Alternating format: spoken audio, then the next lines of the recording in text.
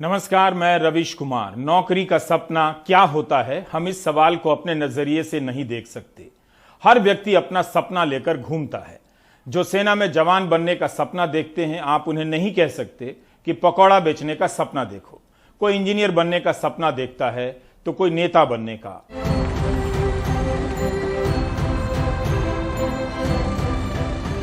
राजस्थान के सीकर के सुरेश भिंचर का सपना है सेना में भर्ती होना। इसके लिए वे हर दिन दौड़ते हैं। कोविड के कारण भारतीय सेना में 2 साल से भर्ती स्थगित है। भर्ती शुरू करने की मांग को लेकर सुरेश भिंचर राजस्थान के सीकर से दिल्ली तक दौड़ कर आ गए। इस गर्मी में 300-350 किलोमीटर दौड़कर दिल्ली आने का इरादा कोई सामान्य नहीं है।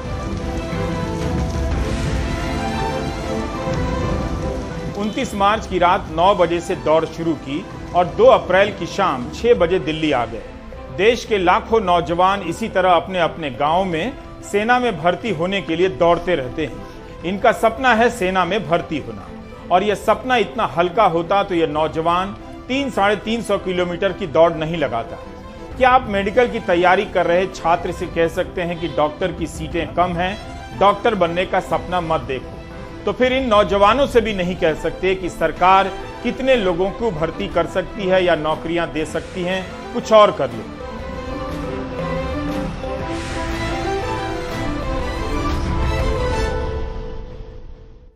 अट्ठाईस मार्च को राज्यसभा में दीपेंद्र हुड्डा के पूछे सवाल के जवाब में सरकार ने बताया कि सेना में गैर अधिकारी वर्ग के 1 लाख से अधिक पद खाली हैं।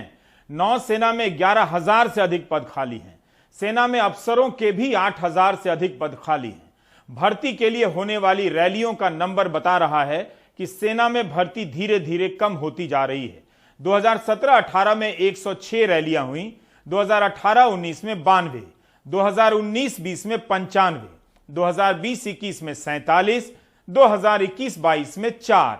सरकार कहती है कि रैलियां रद्द नहीं हुई हैं, बल्कि कोविड के कारण स्थगित की गई हैं। 2 साल से सेना में भर्ती स्थगित होने का नतीजा यह हो रहा है कि लाखों छात्र ओवर एज हो गए हैं।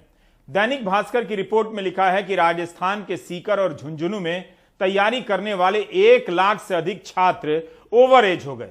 अब वे दोबारा भर्ती उनकी नहीं हो सकती। इन्हें मौका तभी मिलेगा जब सेना अपने नियमों में बदलाव करे, अन्यथा इनके सपने बर्बाद हो जाएंगे। जिंदाबाद, जिंदाबाद, भारत माता की जय। इन्हीं सब मांगों को लेकर सेना में भर्ती की तैयारी करने वाले छात्र जंतर मंतर पर जमा हुए। छात्रों की मांग है कि भर्ती फिर से शुरू हो और कोविड के कारण जो छात्र ओवर एज हुए हैं उन्हें एक और मौका मिले।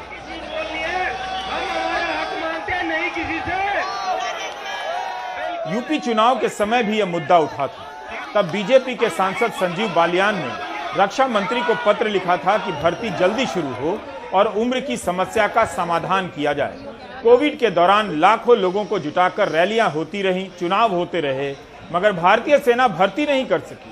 क्या यह कम गंभीर बात है कि भर्ती स्थगित होने से इन नौजवानों की उम्र सीमा समाप्त हो गई? क्या यह नौजवानों की गलती थी? जिस तरह से चुनाव हुए, क्या दूसरा कोई विकल्प नहीं बचा था कि सेना इनकी भर्ती कर लेती?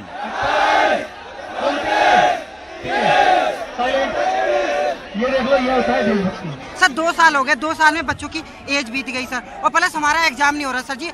एग्जाम नहीं हो रहा, कम से कम डेट तो बता देते। हम ना कोई काम कर पा रहे हैं, ना कोई। हमारे घर वाले सर जी गरीब घर से, ऐसा नहीं है कि अमीर घर से कोई दिक्कत नहीं, 2 साल तक टिक जाएंगे। तो बात ये सर जी, कम से कम डेट तो बता दे। और ये सर कुछ नहीं बता रहे corona reason, corona.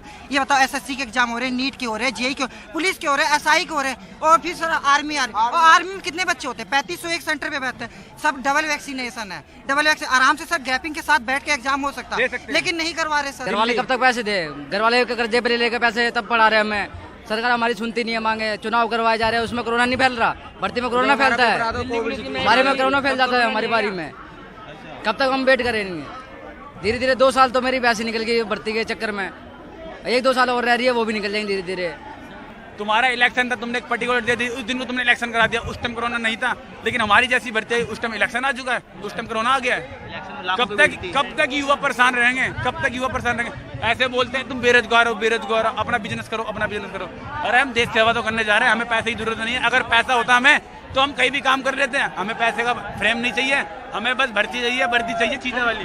Sir family background में किसान का ही बेटा हूँ और मैं पिछले 3-4 साल से आर्मी की तैयारी कर रहा हूँ। मैंने स्पोर्ट्स कोटे से सेंटर की भर्ती देखी थी, मैंने 2 भर्ती देख चुकी, दोनों में मैं ग्राउंड फिट हूँ। फिजिकल, मेडिकल, ट्रायल सारी चीज़ क्लियर है, लेकिन मेरे दोनों का ही एग्ज़ाम नहीं हुआ। बार हर महीने नई डेट दी जाती है और ऐसे ही टाल दी जाती है कोरोना का एक बहाना लेके। लेकिन उसी कोरोना में इनके चुनाव भी हो रहे हैं, इनकी रैलियाँ भी हो रही है, लेकिन चुनाव रैली हो रही है, चुनाव सभा हो रही है, लेकिन आर्मी की रैली भर्ती नहीं हो रही, आर्मी का पेपर नहीं हो रहा। मेरा नाम है संजीव कुमार सर, मैं बिहार पटना से हूँ सर। संजीव कुमार जी, आप एसएससी की तैयारी कर रहे हैं? हाँ जी, एसएससी सीजीएल की मैं तैयारी करती हूँ। दिक्कत ये 1-2 साल जो कोविड की वजह से नुकसान हुआ है, 2 साल हमारी पढ़ाई अच्छे से नहीं हुई, हमारे घर में भी कोविड हो रखा था, लोगों को हो रखा था, हम लोग भी डिस्टर्ब थे, हमारी प्रिपरेशन स्टडी अच्छे से नहीं हो पाई। तो हम चाह रहे हैं कि सरकार हमें 2 साल की कंपलसेटरी रिलीफ दे, कंपलसेटरी अटेम्प्ट दे। हम इसके रिगार्डिंग मुखर्जी नगर में भी बैठे हुए हैं, मुखर्जी नगर में पुलिस चौकी के पास, बत्रा सिनेमा के पास बैठे हुए हैं, और आज यहाँ भी हम लोग आए हैं धरना करने के लिए। मतलब यहाँ पे कभी इधर कभी वहाँ करते रहेंगे हम लोग। हम चाह रहे हैं कि सरकार हमारी डिमांड को पूरी करे। सवाल यह भी है कि क्या सरकार के पास आर्थिक क्षमता बची है कि वह इन भर्तियों को पूरी करे, सैलरी दे? आखिर क्यों भर्तियों को लेकर इस तरह के हालात बने हुए हैं? अभी भी कुछ भर्तियां ऐसी हैं जिनकी सारी प्रक्रियाएं पूरी हो चुकी हैं, मगर छात्रों के आरोप हैं कि महीनों से नियुक्ति पत्र नहीं मिल रहा। पिछले साल इन्हीं महीनों में जब पेट्रोल और डीजल के दाम बढ़ने लगे थे, तब महंगाई के सपोर्टरों ने विरोध करने वालों के छक्के छुड़ा दिए थे। बेरोजगार युवाओं को महंगाई के इन्हीं सपोर्टरों के पास जाना चाहिए, उनसे समझ लेना चाहिए कि क्यों बेरोजगारी देश के लिए जरूरी है, फिर वे कभी भी रोजगार की मांग के लिए प्रदर्शन नहीं करेंगे। देखते देखते फिर से भारत के कई राज्यों में पेट्रोल 115 रुपए लीटर और 117 रुपए लीटर से अधिक मिलने लगा है। आंध्र प्रदेश के चित्तूर में पेट्रोल 121 रुपए 14 पैसे लीटर है, आज भी 80 पैसे महंगा हो गया। सीएनजी भी पिछले 6 महीने में 37% महंगी हो चुकी है। 70 रुपए लीटर होने पर आपा खो देने वाली जनता अब उस अतीत से दूर निकल आई है। यह वो जनता है जो अंतर्राष्ट्रीय कारणों को घरेलू मुद्दों से ज्यादा समझती है, इसलिए महंगाई को लेकर उसमें धीरज आ गया है। जब भी पेट्रोल महंगा होता है, जनता खुद को ग्लोबल लीडर समझने लगती है। पिछले 1 साल से भारत की जनता पेट्रोल के बढ़े हुए दाम दिए जा रही है। केरल के अखबार मनोरमा की वेबसाइट पर एक न्यूज आइटम है। इसके अनुसार जून 2020 में श्रीलंका में पेट्रोल भारतीय मुद्रा में 66 रुपए 21 पैसे लीटर था और तब भारत में 87 रुपया प्रति लीटर पेट्रोल मिल रहा था। यह मुंबई की कीमत है जो सबसे ज्यादा रहती है। इस साल मार्च में श्रीलंका में पेट्रोल 250 रुपये लीटर हो गया। भारतीय रुपए में 63 रुपए लीटर पेट्रोल मिल रहा है, जबकि भारत के मुंबई में पेट्रोल 109 रुपये 98 पैसे प्रति लीटर मिल रहा है। श्रीलंका की मुद्रा का काफी अवमूल्यन हो चुका है। इसकी मुद्रा रूपी की क्रय शक्ति बहुत कमजोर हो चुकी है। श्रीलंका में इस समय वहां की मुद्रा में सेब 1000 रुपये किलो है। लोगों के पास फल, दूध और अनाज खरीद कर खाने के लिए पैसे नहीं है। भारत भी श्रीलंका की काफी मदद कर रहा है। $1.5 अरब से अधिक की मदद दी जा चुकी है, दी जा रही है। रसोई गैस भारत में बहुत महंगी होती जा रही है। उज्ज्वला योजना के करीब 8 करोड़ हितग्राही हैं। 28 मार्च को राज्यसभा में सरकार ने बताया कि उज्ज्वला योजना में 2020-21 में 3 या उससे अधिक बार सिलेंडर भराने वालों की संख्या करीब 6 करोड़ थी। 66 लाख हितग्राही एक ही बार सिलेंडर भरा सके 2020-21 में। अप्रैल 21 से फरवरी 2022 के बीच एक बार सिलेंडर भराने वालों की संख्या डबल हो जाती है। 2020-21 के 66 लाख की तुलना में 2021-22 के 11 महीनों में 1 करोड़ 80 लाख लोग एक ही बार सिलेंडर भरा सके। 2020-21 में उज्ज्वला योजना के तहत 3 या उससे अधिक सिलेंडर भराने वालों की संख्या करीब 6 करोड़ थी, लेकिन 21-22 के 11 महीनों में घटकर 4.6 करोड़ हो गई है। जाहिर है महंगाई का असर जनता पर पड़ रहा है। सच यही है कि लाखों लोग सिलेंडर होते हुए भी लकड़ी बिनकर ला रहे हैं ताकि चूल्हा जलाकर खाना पका सकें। सच यह भी है कि भारत में श्रीलंका जैसी हालत नहीं है, न होगी। लेकिन मध्य प्रदेश से अनुराग द्वारी की यह रिपोर्ट देखें तो श्रीलंका की तरफ देखने की जरूरत नहीं पड़ेगी।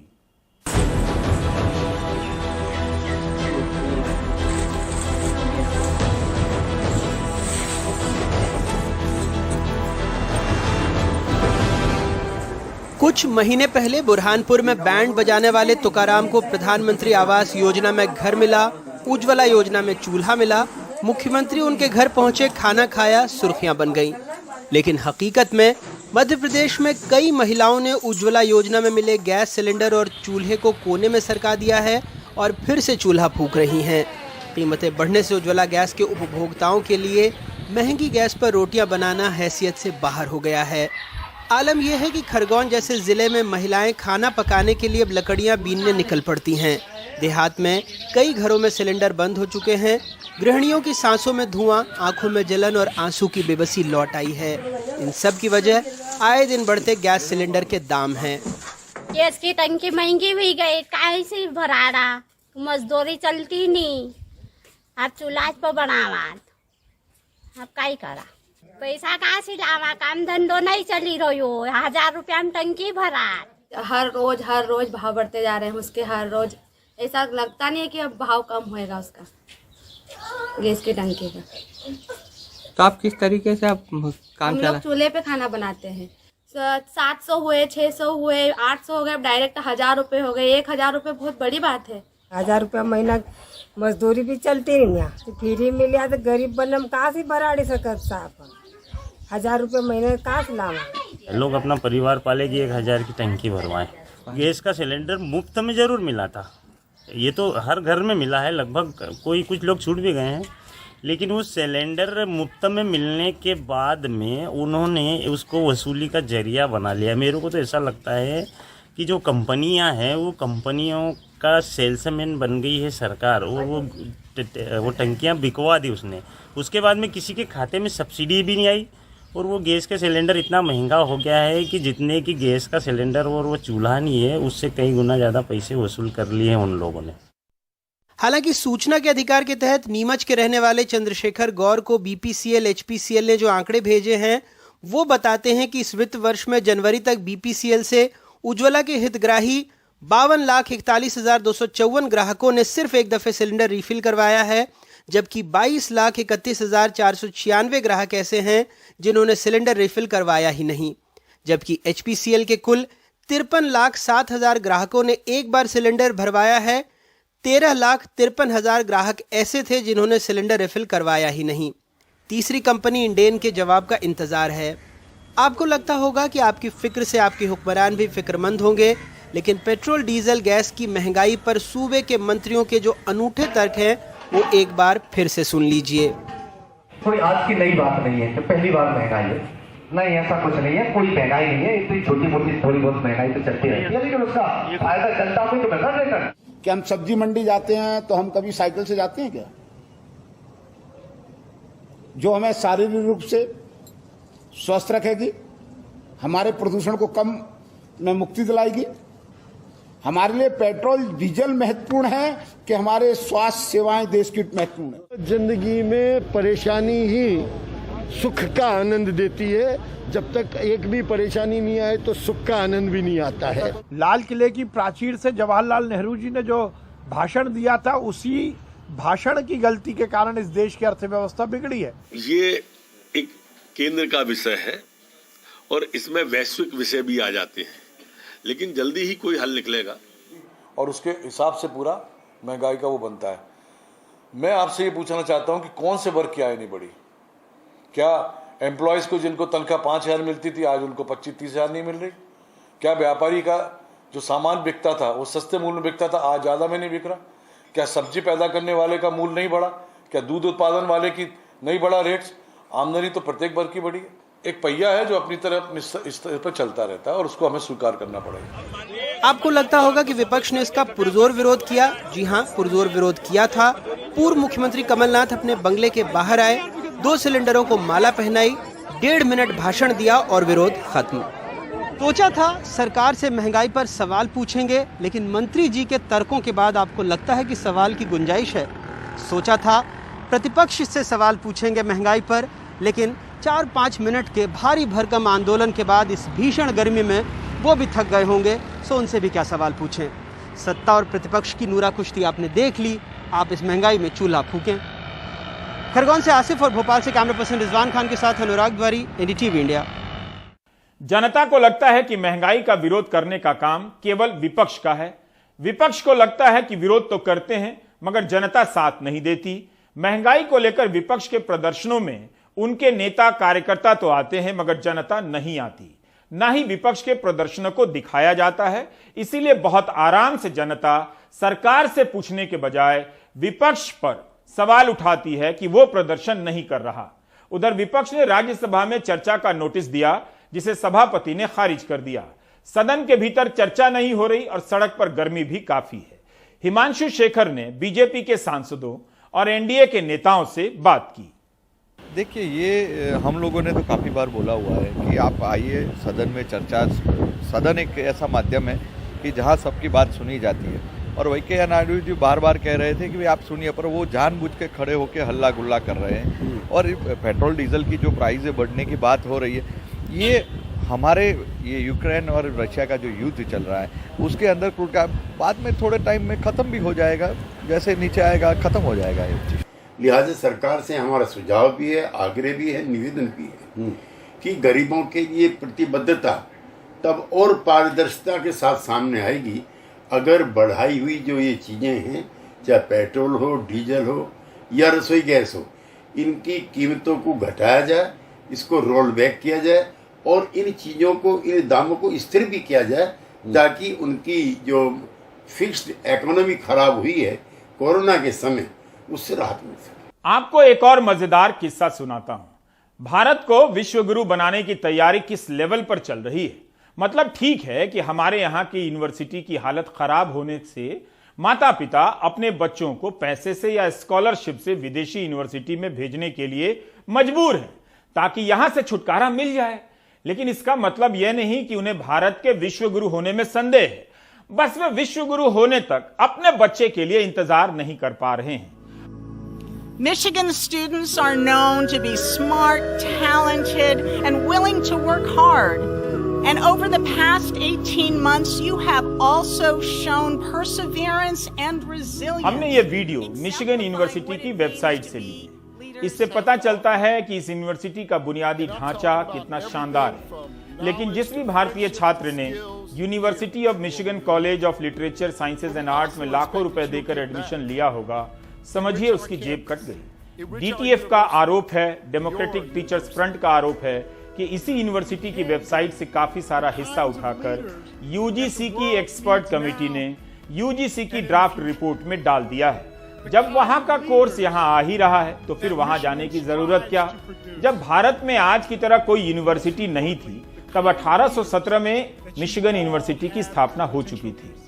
इस यूनिवर्सिटी से कई बड़े कलाकार और फुटबॉल के खिलाड़ी वहां निकले। यह यूनिवर्सिटी 200 साल से अधिक पुरानी है। इस दौरान यूनिवर्सिटी ने कितनी मेहनत से अपने कोर्स बनाए होंगे, नंबर सिस्टम विकसित किया होगा। उसी तरह 1885 में बनी यूनिवर्सिटी ऑफ एरिजोना, इसकी वेबसाइट से भी कथित रूप से कुछ हिस्से उड़ा लिए गए हैं। इन दोनों यूनिवर्सिटी में अगर कोई भारतीय छात्र एडमिशन लेने गया है तो मेरी अपील है कि वापस इंडिया आ जाए, वहां वाला यहां लॉन्च होने जा रहा है। I welcome you to the Michigan family. Please always remember that we are all better because each and every one of you are here. UGC ने अपनी वेबसाइट पर नए पाठ्यक्रम का ड्राफ्ट पेश किया है और जनता से फीडबैक मांगा है। फीडबैक 500 शब्दों में ही देने हैं। यूजीसी की वेबसाइट पर मौजूद ड्राफ्ट का नाम है curricular framework and credit system for the 4 year under graduate programme. इस पाठ्यक्रम को पूरे देश के केंद्रीय विश्वविद्यालयों में लागू किया जाना है। अब इसे बनाने वाली एक्सपर्ट कमेटी का नाम हमें वेबसाइट पर तो नहीं मिला। हम उन लोगों के नाम जानना चाहते थे जिनकी बनाई ड्राफ्ट रिपोर्ट पर नकल के आरोप लगे हैं। दिल्ली यूनिवर्सिटी के डेमोक्रेटिक टीचर्स फ्रंट ने अपने अध्ययन में पाया है कि यूजीसी के इस ड्राफ्ट में कई पैराग्राफ ऐसे हैं जो अमेरिका की विश्वविद्यालय यूनिवर्सिटी से हूबहू उड़ा लिए गए हैं और 1-2 शब्दों को बदलकर उन्हें पेश कर दिया गया है। उदाहरण के लिए यूनिवर्सिटी ऑफ मिशिगन की वेबसाइट पर लिखा है, जिसे अब मैं अंग्रेजी में पढ़ रहा हूं। LSA seeks to instill an understanding and appreciation of all major areas of learning. Students are not expected to master all areas in detail, but they should develop a coherent view of essential concepts, structures, and intellectual methods that typify these disciplines. अब देखिए UGC की website पर क्या लिखा है. The courses relating to these areas of learning aim at instilling an understanding and an appreciation of all main areas of learning. Though students are not required to master all areas in detail, they are expected to develop a coherent view of essential concepts, structures, and intellectual methods that characterize each of these areas of learning. टाइपीफाई की जगह characterise कर दिया गया है, expected की जगह required कर दिया गया है.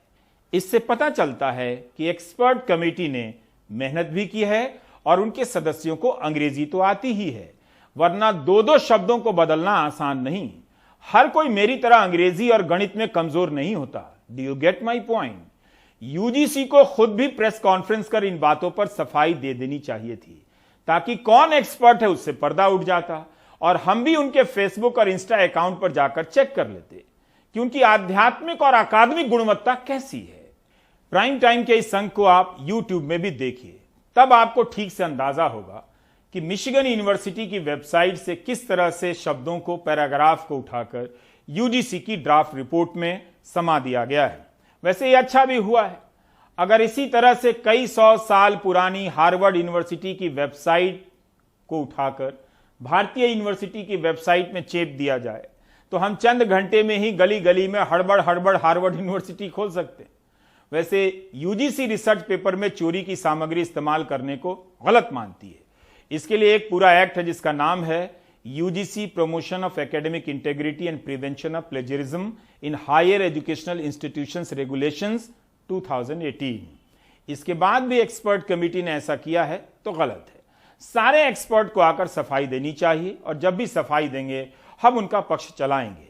हिंदू अखबार में इससे संबंधित रिपोर्ट छपी है जिसमें यूजीसी के सचिव रजनीश जैन का बयान है कि कुछ कमियां हो सकती हैं और यह चिंता की बात तो है. बस इतना ही, इसके आगे कुछ नहीं. हमने नई शिक्षा नीति के दस्तावेज को पलटकर देखा कि वहां भारतीय शिक्षा और शिक्षा में भारतीयता के बारे में क्या कहा गया है. हिंदी में जो दस्तावेज है उसी का कुछ हिस्सा पढ़ने जा रहा हूं. इस हिंदी को आप आसानी से समझ सकते हैं. भारत की वहनीय लागत पर उच्चतर शिक्षा प्रदान करने वाले वैश्विक अध्ययन के गंतव्य के रूप में बढ़ावा दिया जाएगा, जिससे इसे विश्वगुरु के रूप में अपनी भूमिका को बहाल करने में मदद मिलेगी. प्राचीन और सनातन भारतीय ज्ञान और विचार की समृद्ध परंपरा के आलोक में यह नीति तैयार की गई है. ऐसा नहीं है कि नई शिक्षा नीति में बाहर के देशों से नए विचारों के ग्रहण पर प्रतिबंध है, लेकिन ऐसा भी नहीं है कि नई नीति बनाते समय यूनिवर्सिटी ऑफ मिशिगन और एरिजोना की वेबसाइट से हम लोग माल उड़ा लें और यहां छाप दें और बताएं भी ना. अगर वहां से कुछ ले भी लिया है तो कम से कम उसका जिक्र रिपोर्ट में अपनी तरफ से ही कर देना चाहिए था कि यह पंक्ति या अवधारणा 200 साल पुरानी मिशिगन यूनिवर्सिटी से ली गई है. डेमोक्रेटिक टीचर्स फ्रंट ने ही अपने अध्ययन में इसे पकड़ा और उनकी राय में इससे भी बड़ा मामला यह है कि जो नया पाठ्यक्रम आ रहा है उसमें कई समस्याएं हैं. 17 मार्च को यूजीसी ने draft 4 year under graduate programme का जो रूपरेखा है उसको ड्राफ्ट को दिया था और उसके लिए कहा था कि 4 अप्रैल तक आप फीडबैक दीजिए. तो जब हम अपना फीडबैक तैयार कर रहे थे तो हमने देखा कि कुछ सेंटेंसेस बाकी लिखे हुए तरीके से थोड़ा अलग हैं और तो उसको हमने जब गूगल सर्च करना शुरू किया तो हमें पता चला कि कुछ चीजें मिशिगन यूनिवर्सिटी से उठाई गई हैं, कुछ एरिजोना यूनिवर्सिटी से उठाई गई हैं. तो बेसिकली जो 4 ईयर अंडर ग्रेजुएट प्रोग्राम में जो ये है कि किस तरीके के कोर्सेज होंगे, कुछ इंट्रोडक्टरी कोर्सेज होंगे, कुछ कंपल्सरी कोर्सेज होंगे, ऐसे कोर्सेज क्यों होना चाहिए, इसी चीज को लिफ्ट किया गया है मिशिगन और एरिजोना यूनिवर्सिटी से. देखिए, हम तो ये बहुत समय से कह रहे हैं कि 4 साल का अंडर ग्रेजुएट प्रोग्राम होना नहीं चाहिए. कमी ये है कि जैसे कहते हैं कि नकल में भी अकल चाहिए. अगर आप अपनी जमीनी हालातों से जोड़कर नहीं लेकर आएंगे प्रोग्राम और आप कट एंड पेस्ट कर देंगे। आपने तो यूजीसी ने तो अपनी स्टडी में ये भी नहीं कहा कि हम मिशिगन यूनिवर्सिटी के करिकुलम को देख रहे हैं, फ्रेमवर्क को देख रहे हैं, वो क्यों बेहतर है, क्यों ऐसा लगता है कि इंडियन स्थितियों में वो बेहतर काम करेगा, या हम एरिजोना के कोर्स करिकुलम को देख रहे हैं और हमें क्यों लगता है कि वो बेहतर काम करेगा। तो बात तो ये है कि बेहतर काम कर नहीं सकता क्योंकि वो ग्राउंड रियलिटी से जुड़ी हुई चीज नहीं है। आज लगभग 1 करोड़ बच्चा जो है स्टेट और सेंट्रल यूनिवर्सिटीज में दाखिला लेता है और 3 साल में एक मुकम्मल डिग्री लेकर जॉब मार्केट को ज्वाइन करता है या हायर एकेडमिक्स के लिए जाता है। अब उसी माँ बाप के ऊपर हमने चौथे साल का खर्च डाल दिया और जिस तरीके का अनएम्प्लॉयमेंट का स्तर चल रहा है देश में, मार्केट जो है 3 ईयर अंडर ग्रेजुएट प्रोग्राम को भी सोचेगा कि ये ड्रॉप आउट है, उसकी वैल्यू को डिक्रीज करेगा। इसी तरीके से जो मैं कह रही हूँ कि वो किन किन जगह से जमीनी चीजों से नहीं जुड़ा हुआ, जैसे कि 4 साल तो आप प्रोग्राम बना रहे हैं, यूजीसी कह रहा है कि 4 साल का प्रोग्राम होगा, लेकिन जो पूरा बड़ा हुआ समय बल्कि उससे भी ज्यादा 1.5 साल 3 सेमेस्टर वो खर्च कर रहा है एकदम स्कूली जो कोर्सेज हैं उसके ऊपर। ये बिल्कुल ऐसे ल्यूक वार्म अजीब से कोर्सेज होंगे। एक कोर्स जो सारे लोग पढ़ पाए, इसका मतलब उसके अंदर डेप्थ नहीं होगा, वो ज्यादा से ज्यादा इंफॉर्मेशन बेस्ड या कुछ फिलॉसफी पढ़ाई जाएगी उनके बीच उसके अंदर, लेकिन उसके अंदर कोई डेप्थ नहीं होगा। तो बहुत बड़ा घाटा ये हो रहा है कि जब स्टूडेंट ने ये चॉइस कर लिया कि 10+2 में कि वो सिर्फ एक लैंग्वेज के साथ आगे बढ़ेगा, चाहे वो इंग्लिश हो या हिंदी हो या कोई और रीजनल भाषा हो, तो आज अंडर ग्रेजुएट प्रोग्राम में उसके ऊपर जबरदस्ती 2 लैंग्वेजेस थोपने का समझ नहीं आ रहा। इसी तरीके से जब 10+2 में हमारे देश में स्टूडेंट ने तय कर लिया कि मुझे साइंस करना है, मुझे कॉमर्स करना है, मुझे ह्यूमैनिटीज के कोर्सेज करने हैं या ह्यूमैनिटीज प्लस सोशल साइंस करना है, तब आप जो यूजीसी फ्रेमवर्क ला रही है उसमें 3 सेमेस्टर खर्च कर रही है और कह रही है साइंस सबको पढ़ना होगा, सोशल साइंस के कोर्सेज सबको पढ़ने होंगे। तो ये कोर्सेज, एक तो ये कि इनका स्तर क्या होगा, तो स्तर की बात यह है कि जब 10वीं के बाद लोग अलग अलग दिशाओं में चले गए और आज सबको साइंस परोसा जाएगा और सेम मॉड्यूल बनाया जाएगा सबके लिए, तो वो किस स्तर का होगा, वो 10वीं 11वीं के स्तर से नीचे चला जाएगा। तो आप माँ बाप का खर्चा बढ़ा रहे हैं एजुकेशन पे, लेकिन जो समय है, इंक्रीज्ड समय है, जो आपने एडिशनल 1 साल कह रहे हैं कि अंडर ग्रेजुएट लेंगे, उसके लिए आप जो स्टूडेंट का समय जो है वो आगे की पढ़ाई के लिए खर्च होता, वो नहीं हो रहा है, लेकिन ऐसे प्रोग्राम्स पे हो रहा है जिनका स्तर 10वीं 11वीं का हो। इसी 2 अप्रैल को गुजरात के अखबार दिव्य भास्कर ने एक रिपोर्ट छापी कि गुजरात के 11 विश्वविद्यालयों के वाइस चांसलर यूजीसी के नियमों के अनुसार पद की पात्रता नहीं रखते। हम इसे सिर्फ एक सूचना के तौर पर यहां रख रहे हैं कि ऐसा छपा है। रिपोर्ट में बताए गए आधार के बारे में हमारी कोई राय नहीं है, लेकिन इसी गुजरात की सरदार पटेल यूनिवर्सिटी के वाइस चांसलर के मामले का जिक्र कर सकते हैं, जिनकी नियुक्ति को सुप्रीम कोर्ट ने अवैध करार दिया है। इस विश्वविद्यालय की बुनियाद सरदार पटेल के जीवन काल में ही रखी गई थी। 4 मार्च के इंडियन एक्सप्रेस में खबर छपी है कि जब इसके वाइस चांसलर शिरीष कुलकर्णी को 3 साल का सेवा विस्तार दिया गया, तब सुप्रीम कोर्ट ने निरस्त कर दिया। कहा कि उनकी नियुक्ति यूजीसी के नियमों के खिलाफ हुई है। वाइस चांसलर के खिलाफ याचिका दायर करने वाले गंभीरधन गढ़वी का आरोप था कि सर्च कमेटी ने सेवा शर्तों में बदलाव कर दिया ताकि कुलकर्णी की नियुक्ति इस पद पर हो जाए। कोर्ट का मानना था कि वाइस चांसलर बनने से पहले प्रोफेसर के तौर पर 10 साल पढ़ाने का अनुभव होना चाहिए, जो कि कुलकर्णी के पास नहीं है। यही नहीं, उनकी नियुक्ति यूजीसी के नियमों के अनुसार बनी हुई सर्च कमेटी से नहीं हुई, जो कि अनिवार्य है। कोर्ट ने लिखा है कि सर्च कमेटी में यूजीसी के चेयरपर्सन होते हैं या उनके द्वारा नामित व्यक्ति होता है। सुप्रीम कोर्ट की बेंच ने इस बात को लेकर नाराजगी जताई कि गुजरात सरकार ने वाइस चांसलर की नियुक्ति में यूजीसी के नियमों का पालन नहीं किया। सुप्रीम कोर्ट के इस आदेश के बाद गुजरात के 16 राज्य विश्वविद्यालयों के वाइस चांसलर की नियुक्ति पर सवाल उठ रहे हैं, क्योंकि उनकी नियुक्ति तो इन्हीं नियमों के तहत हुई होगी। सुप्रीम कोर्ट ने अपने फैसले में लिखा है कि यूजीसी ने माननीय राज्यपाल से अनुरोध किया था कि गुजरात में सभी वाइस चांसलरों की नियुक्ति यूजीसी के तय नियमों के अनुसार होनी चाहिए।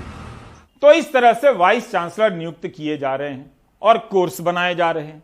सरदार पटेल के नाम पर यूनिवर्सिटी है और उसके वाइस चांसलर की नियुक्ति में नैतिकताओं की परवाह नहीं की जाती है? क्या इस यूनिवर्सिटी की कुर्सी पर बैठकर सरदार पटेल की मर्यादाओं का ख्याल नहीं आता होगा? इस यूनिवर्सिटी के लिए इलाके के किसानों ने 500 एकड़ जमीन दान में दे दी थी, इसलिए नहीं कि कोई सत्ता से हाथ मिलाकर बिना पात्रता के वाइस चांसलर बन जाए। शिरीष कुलकर्णी एक कार्यकाल वाइस चांसलर के तौर पर पूरा कर चुके थे। तब मामला कोर्ट में पहुंचा। कोर्ट ने कहा कि उनका कार्यकाल खत्म होने वाला था, इसलिए नियुक्ति रद्द नहीं की जाएगी। लेकिन जब फिर से 3 साल का सेवा विस्तार दिया गया, तब याचिकाकर्ता ने इसे दोबारा से चुनौती दी और शिरीष कुलकर्णी की नियुक्ति रद्द कर दी गई। 22 मार्च के इंडियन एक्सप्रेस की यह खबर देखिए। गुजरात विद्यापीठ का मामला भी सरदार पटेल यूनिवर्सिटी के वाइस चांसलर के जैसा है। 25 नवंबर 2021 को यूजीसी की 554वीं बैठक होती है। तत्कालीन चेयरमैन प्रोफेसर धीरेन्द्र पाल सिंह ने आदेश दिया कि गुजरात विद्यापीठ के वाइस चांसलर डॉक्टर खीमानी को तत्काल पद से हटा दिया जाए।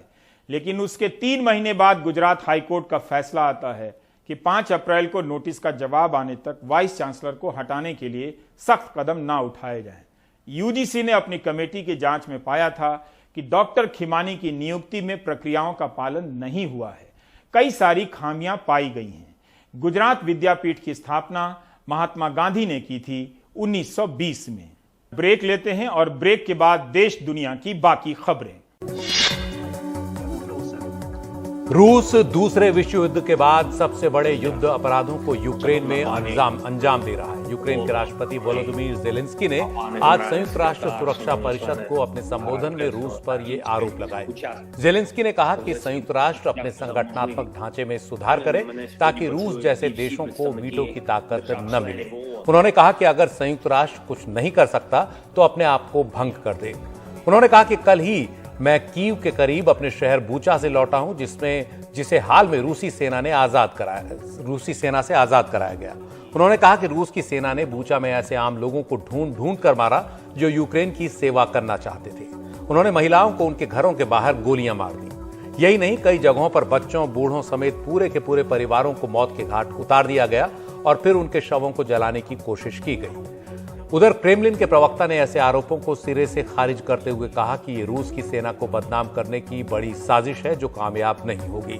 बूचा में रूसी सेना के निकलने के बाद वहां सैकड़ों लोगों के मारे जाने के सबूत साफ हैं और कुछ जगहों पर सामूहिक कब्रगाह भी मिली है, जिनके बाद रूसी सेना की कार्रवाई पर सवाल खड़े हो गए हैं।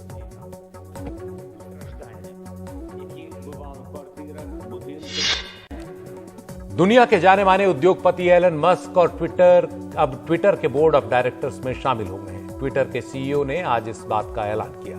एक दिन पहले ही टेस्ला के मालिक एलन मस्क ने ट्विटर के 9.2% शेयर खरीदे। इसके बाद वो ट्विटर के सबसे बड़े शेयर होल्डर बन गए। ट्विटर के सीईओ पराग अग्रवाल ने ऐलान किया कि वो एलन मस्क को अपने बोर्ड में शामिल करने को लेकर काफी उत्साहित हैं और उनके आने से बोर्ड और भी ज्यादा मजबूत होगा। इस पर एलन मस्क ने कहा कि वो पराग और ट्विटर के बोर्ड के साथ मिलकर आने वाले महीनों में ट्विटर में कई अहम सुधार करेंगे।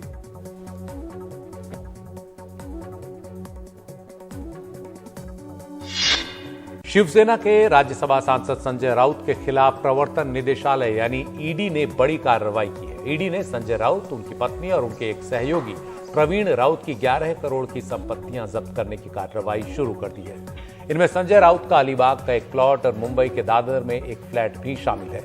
1034 करोड़ के पतरा चौल जमीन घोटाले के सिलसिले में ये कार्रवाई की गई है। इस पर प्रतिक्रिया जताते हुए संजय राउत ने सवाल किया कि क्या सरकार उन्हें विजय माल्या, नीरव मोदी या मेहुल चौकसी जैसा मानती है जो इस तरह की कार्रवाई उनके खिलाफ की गई। संजय राउत ने कहा कि उन्होंने इस बारे में राज्यसभा के सभापति वेंकैया नायडू को भी जानकारी दे दी है।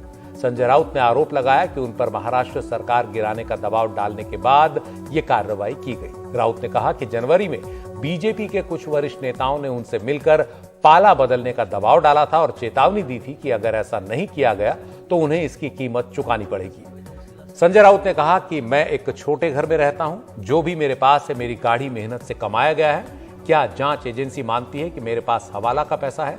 मुझे किससे जोड़ा जा रहा है? वो मुझे डरा नहीं सकते, चाहे वो मेरी संपत्ति जब्त कर लें या मुझे जेल भेज दें। दिल्ली की तीनों म्यूनिसिपल कॉरपोरेशंस को मिलाकर एक करने के विधेयक को लोकसभा के बाद राज्यसभा ने भी पास कर दिया है। दिल्ली म्यूनिसिपल कॉरपोरेशन संशोधन विधेयक के पास होने से उत्तर दिल्ली म्यूनिसिपल कॉरपोरेशन, दक्षिण दिल्ली म्यूनिसिपल कॉरपोरेशन और पूर्वी दिल्ली म्यूनिसिपल कॉरपोरेशन मिलकर अब एक हो जाएंगे। राज्यसभा में इस विधेयक पर गृह मंत्री अमित शाह ने बोलते हुए आरोप लगाया कि आम आदमी पार्टी के सौतेले व्यवहार की वजह से तीनों निगम ठीक से काम नहीं कर पा रहे थे। अमित शाह ने कहा कि 10 साल पहले जिन लक्ष्यों को ध्यान में रखते हुए दिल्ली नगर निगम को 3 हिस्सों में बांटा गया था, वो लक्ष्य पूरे नहीं हो पाए हैं और 3 हिस्सों में बांटने का अनुभव ठीक नहीं रहा है और लोगों को भी बेहतर सेवाएं नहीं दी जा सकी हैं। अमित शाह ने कहा कि तीनों म्यूनिसिपल कॉरपोरेशंस की नीतियों में कोई एकरूपता नहीं थी और उनकी आर्थिक हालत में भी बहुत अंतर था। इसकी वजह से उन्हें आर्थिक रूप से अलग अलग चलाए रखना भी संभव नहीं था। सरकार की दलील है कि तीनों निगमों को मिला देने से अब नए निगम का काम बेहतर होगा, लागत भी घटेगी और पैसे का बेहतर इस्तेमाल हो पाएगा।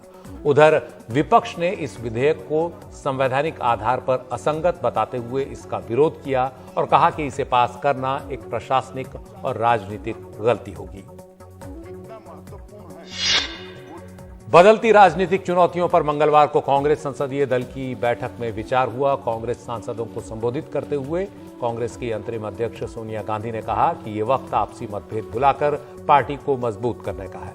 उन्होंने कहा कि पार्टी के लिए एकता सबसे जरूरी है और इसे सुनिश्चित करने के लिए वो हर कदम उठाने को तैयार हैं। सोनिया गांधी ने यह भी कहा कि जल्द ही कांग्रेस कार्य समिति की बैठक बुलाई जाएगी। उन्होंने कहा कि बीजेपी से लड़ने के लिए जमीन पर संघर्ष जरूरी है और महंगाई के खिलाफ लड़ाई पूरे दम से लड़नी होगी। इस दौरान उन्होंने केंद्र की बीजेपी सरकार पर भी निशाना साधा और कहा कि बीजेपी सत्ता के लिए विभाजनकारी नीतियों को बढ़ावा दे रही है।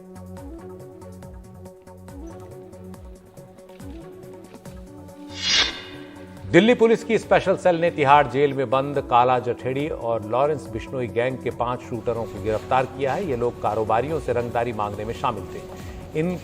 इन्होंने मार्च में दिल्ली के मोहन गार्डन में रहने वाले कारोबारी से रंगदारी मांगी थी और फिर उसके पैर में गोली मार दी थी। इन अपराधियों को 3 अप्रैल को राजस्थान से गिरफ्तार किया गया। इनके पास से पुलिस ने 2 पिस्टल और 30 कारतूस भी बरामद किए हैं।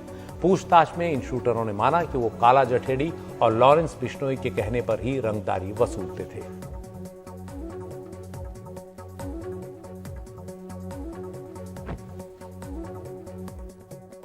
आप देख रहे थे प्राइम टाइम। नमस्कार।